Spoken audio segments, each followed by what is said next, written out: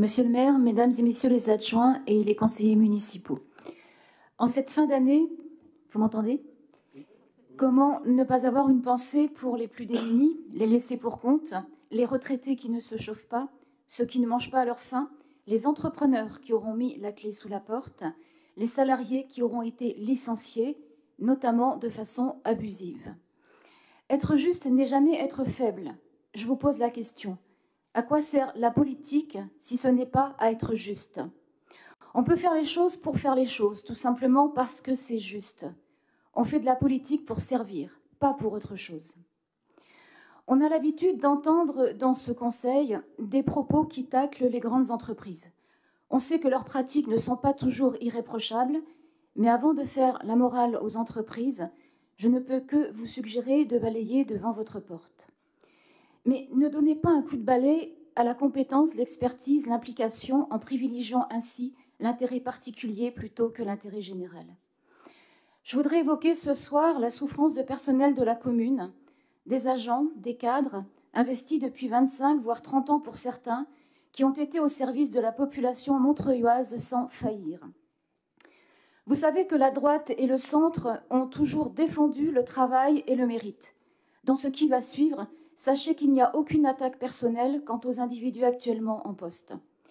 Si l'on comprend qu'en politique, une garde rapprochée doit être de la même couleur que le pouvoir en place, on comprend moins bien que dans des services dédiés au bien-être de tous, comme la culture et la jeunesse, certains puissent être purement et simplement évincés et, selon le terme juridique consacré, être mis à l'écart.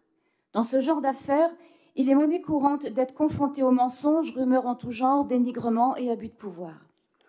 Mais c'est d'autant plus embêtant quand ces agents ne s'appellent pas Paul, Pierre ou Jacques, mais plutôt Salim, Farine, Abdel, Monia, Tahar et d'autres encore, sans oublier Eric, qui, n'écoutant que son sens de la justice, a payé cher son soutien à ses collègues. C'est embêtant quand leurs noms ont un parfum devenu d'ailleurs. Ce n'est pas moi qui vous parlerai de discrimination. Cela relève de la justice, seule compétente en la matière.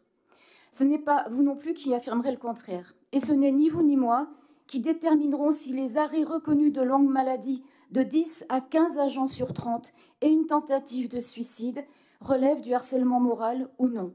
La médecine du travail aura son mot à dire.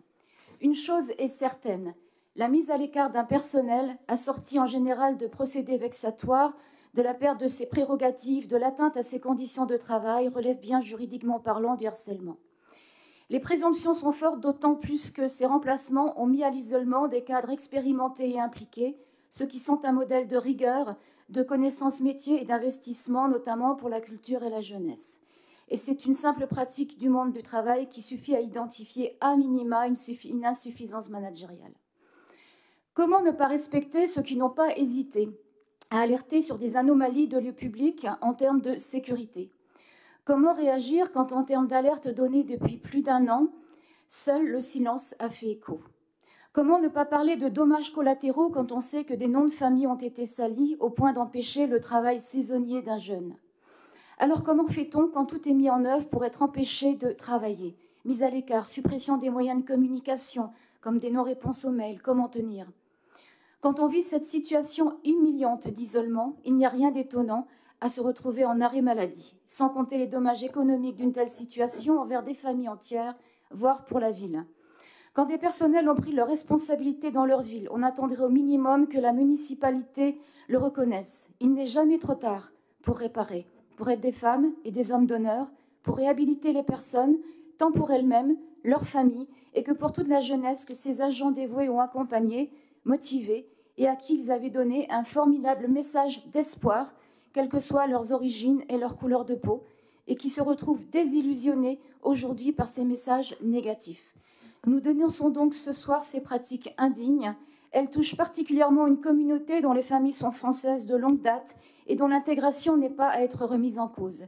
Si les communautarismes sont parfois clivants, les communautés existent et être cousin à la mode de Bretagne est une réalité. À travers cette affaire, c'est toute une partie de la population que vous avez atteinte. La République est une et indivisible. Chacun a le droit à un traitement juste. Je vous renvoie donc à vos motivations et vous rappelle l'utilité de se regarder dans la glace. J'invite chacun d'entre vous, en son âme et conscience, à soutenir et établir rapidement des mesures correctives. Aller dans le sens du juste est la seule façon d'être libre. Et je vous remercie pour votre écoute et votre considération eu égard au sujet abordé. Merci beaucoup. Je vous passe la